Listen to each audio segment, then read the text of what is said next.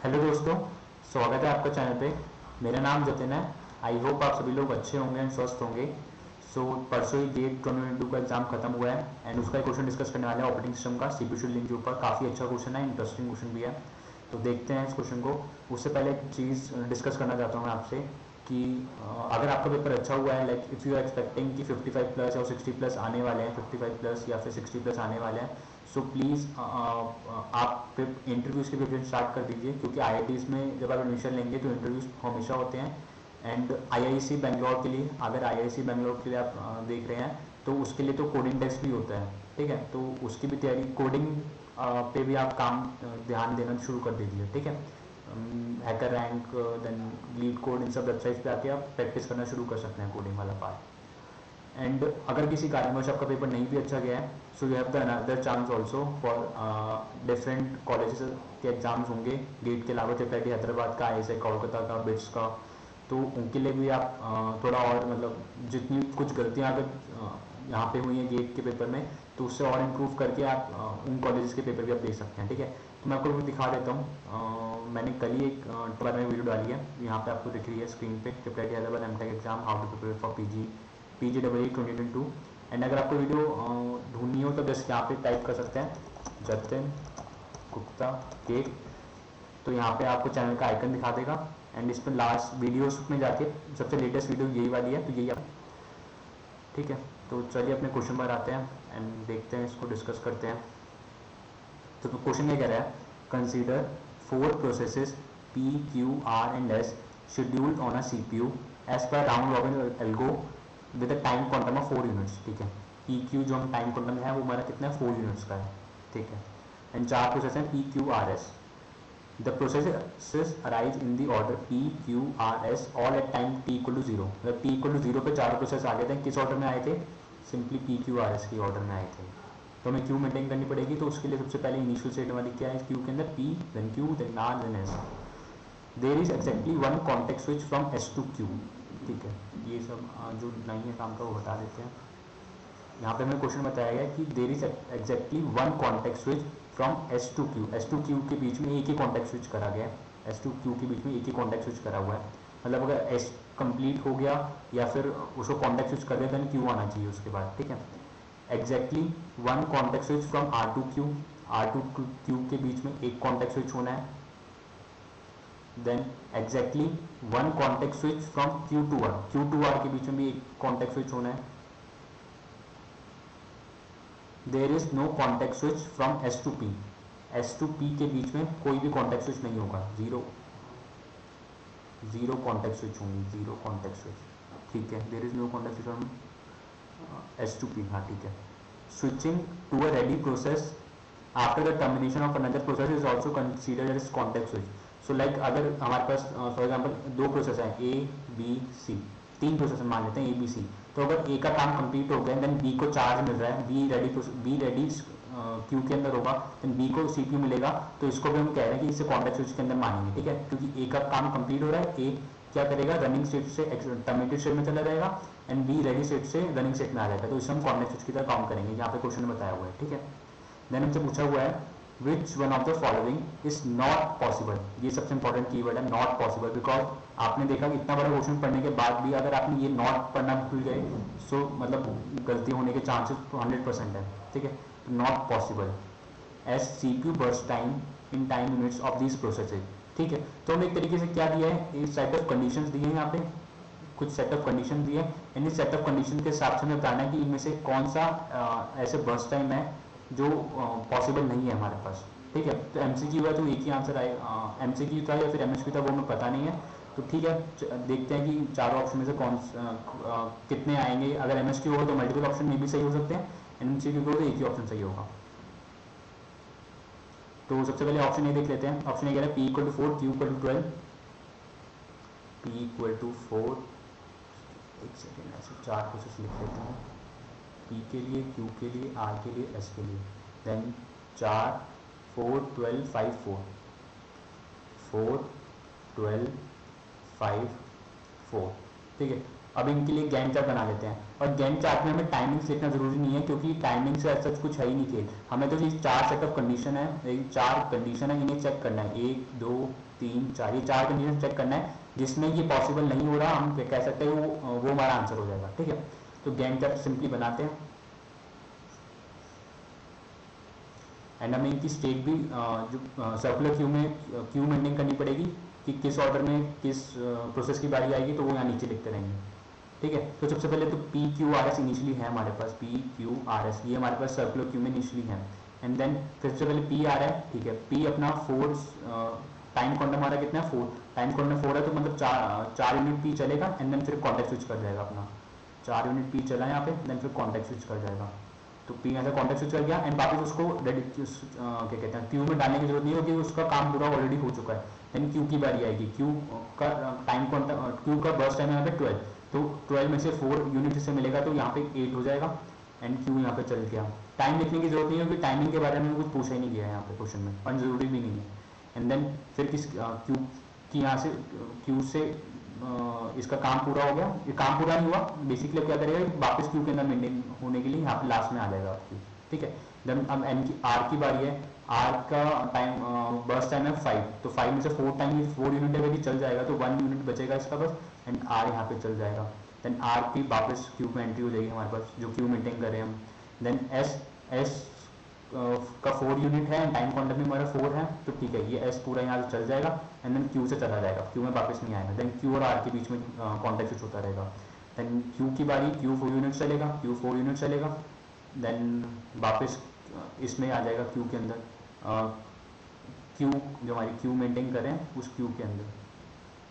Then are की बारी आएगी, आर 1 यूनिट चलेगा, देन कॉन्टेक्ट स्विच होगा, आर 1 यूनिट चला तो उसका टाइम जो बर्स्ट टाइम है वो 0 हो गया। देन आर को फिर से वापस उसमें नहीं एंट्री करेंगे। देन लास्ट में क्यू बचा, क्यू अपना 4 यूनिट चलेगा और चला जाएगा। ठीक है, अब ये कंडीशन देखिए, ये कंडीशन सेटिस्फाई हो रही है, ये तो हमारा गैंट चार्ट आ गया as per the option A. ये कंडीशन देख लेते हैं, तो S2Q के बीच में एक ही वो होना चाहिए कॉन्टेक्ट स्विच, तो आप देख सकते हैं S2Q के बीच में एक ही कॉन्टेक्ट स्विच है। हाँ, देन R2Q के बीच में एक कॉन्टेक्ट स्विच है क्या, R2Q के बीच में एक कॉन्टेक्ट स्विच है। हाँ, देन Q2R के बीच में एक कॉन्टेक्ट स्विच है, Q2R के बीच में एक कॉन्टेक्ट स्विच है। हाँ, देन S2P के बीच में कोई कॉन्टेक्ट स्विच नहीं होना चाहिए, S2P के बीच में कोई कॉन्टेक्ट स्विच नहीं होनी चाहिए, S2 और P के बीच में कोई कॉन्टेक्ट स्विच है ही नहीं यहाँ पे। ठीक है, तो हम कह सकते हैं कि ये वाला आंसर तो नहीं हो सकता, हमें क्या बताना, नॉट पॉसिबल। बट ये वाला किस में आ रहा है, पॉसिबल कैटेगरी में आ रहा है, ये वाला पॉसिबल कैटेगरी में आ रहा है, तो ऑप्शन बी चेक करना पड़ेगा। ऑप्शन बी क्या कह रहा है 2951, एंड ये पॉसिबल वाली कैटेगरी में क्यों आया, क्योंकि सारी कंडीशन सेटिस्फाई कर रहा है हमारा। ठीक है, एंड हमने पूछा है नॉट पॉसिबल, तो ये अगला ऑप्शन देखते हैं 2951, 2951। एंड MSQ है या MCQ है वो आप कमेंट सेक्शन में बता दे सकते हैं मेरे को। देन ये सब बता देते हैं, फिर हमें क्यू मेंटेन करनी पड़ेगी वही सेम। सबसे पहले P Q R S, P का बस टाइम है 2 यूनिट्स, तो वो P पहले अपना चल जाएगा, एंड देन वापस Q में एंट्री नहीं करेगा क्योंकि उसका काम पूरा ऑलरेडी हो चुका है। देन फिर है हमारे पास Q का बस टाइम है 9 में से 4 यूनिट से चल गया, तो 5 यूनिट्स यहाँ बचा, एंड 5 यूनिट्स बचा है, तो मतलब Q में से वापस आना पड़ेगा, Q में वापस आ गया Q। देन R 5 यूनिट्स का इसका बस टाइम है, तो 4 यूनिट चल जाएगा, तो इसका 1 यूनिट पेंडिंग रह जाएगा, तो यहाँ पे R आ गया, एंड यहाँ से R हट के यहाँ पर आ गया। देन S 1 यूनिट चल के यहाँ से चला जाएगा वापस, S 1 यूनिट चल के इसका 0 हो गया, तो ये चला जाएगा वापस Q में नहीं आएगा। देन फिर किसकी बारी है, Q की बारी है, Q फिर से 4 यूनिट चलेगा, इसका 1 फिर से रह जाएगा, इसका 1 अभी भी रहा है, तो उसको Q में वापस एंटर करना पड़ेगा। देन R का 1 यूनिट इंटरवल है, यहाँ पे चलेगा, एंड ये 0 चला जाएगा, वापस Q में एंट्री नहीं होगी, यहाँ से ऑलरेडी 0 हो चुका था ये Q स्टार्टिंग में। देन फिर Q का 1 यूनिट बचा, ये भी अपना काम करके चला जाएगा, ये भी अपना काम करके चला जाएगा। अब कंडीशन देख लेते हैं, S2Q के बीच में एक वो होना चाहिए, एक कॉन्टेक्ट स्विच। हाँ, S2Q के बीच एक कॉन्टेक्ट स्विच है, R2Q के बीच में एक कॉन्टेक्ट स्विच है, R2Q के बीच में कॉन्टेक्ट स्विच है, ये जो लाइन एक तरीके से कॉन्टेक्ट स्विच की हमें दिखा रही है। देन Q2R के बीच में एक कॉन्टेक्ट स्विच है, Q2R के बीच में एक कॉन्टेक्ट स्विच है। ठीक है, देन S2P के बीच में कोई कॉन्टेक्ट स्विच नहीं होना चाहिए, S2P के बीच में कोई कॉन्टेक्ट स्विच है क्या, नहीं, S2P के बीच में कोई कॉन्टेक्ट स्विच नहीं है। ठीक है, तो ये भी हमारा कंडीशन सेटिस्फाई कर रहा है, मतलब ये भी पॉसिबल हो सकता है ये बस टाइम, तो ये बी वाला भी पॉसिबल कैटेगरी में आता है, तो ऑब्वियसली ए भी इंकरेक्ट आंसर है, बी भी इंकरेक्ट आंसर है, हमें सी और डी ऑप्शन को भी चेक करना पड़ेगा। सी ऑप्शन कह रहा है P equal to 3, Q equal to 7, P equal to 3, Q equal to 7, then R equal to 7, S equal to 3, R equal to 7, S equal to 3। ठीक है, ये सब बता देते हैं, ये कि बी ऑप्शन का था। फिर से हमारे पास P, Q, R and S है Q के अंदर। अब चेक करते हैं। सबसे पहले आएगा P का इंटरवल टाइम से चलना है 3 यूनिट्स है एंड ऑब्वियसली टाइम कॉर्नर पे कम है तो P अपना पूरा चलते ही चला जाएगा बाहर, P बाहर चला जाएगा, इसका 0 हो गया। देन Q 4 यूनिट चलेगा तो इसका 7 से कहाँ से चला जाएगा, 3 पे हो जाएगा, Q यहाँ पे हो गया एंड ये भी बचा है इसका टाइम इंटरवल तो ऑब्वियसली Q में वापस आएगा ये। देन R भी 7 यूनिट है, ये भी 3 इसका 3 यूनिट्स बचेंगे एंड वापस Q के अंदर एंटर करेगा। देन S का 3 इंटरवल ही है, 3 से 0 हो जाएगा एंड ये Q से बाहर चला जाएगा।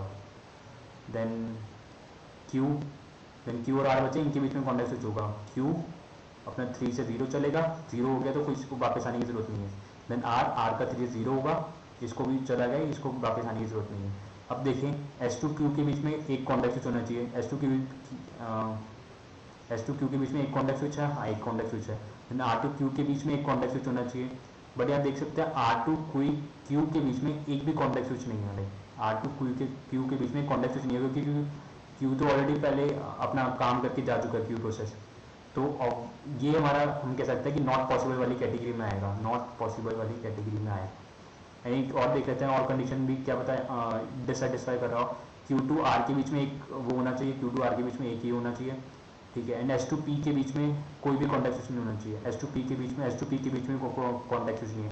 बट ये वाली जो कंडीशन है R2 Q वाली, इसमें ये फेल कर गया क्योंकि R2 के बीच में यहाँ पे हमें कंडीशन गिवन है कि एक कॉन्टेक्ट स्विच होना चाहिए एंड इसमें एक भी नहीं हो रहा है, तो हम कह सकते हैं कि नॉट पॉसिबल वाली कैटेगरी में आएगा। एंड अगर ये MCQ है तो यहीं पे हमारा आंसर खत्म हो जाना चाहिए कि C option is the correct answer, but I don't know कि MCQ है या फिर MSQ है, सो हम एक बार डी ऑप्शन भी चेक कर लेते हैं। डी ऑप्शन क्या कह रहा है, P equal to 4 Q 10 R 6 S2, 4 10 6 2, ये भी लिख लेते हैं, ज़्यादा टाइम लगेगा, 1 मिनट और लगेगा। 4 10 6 2,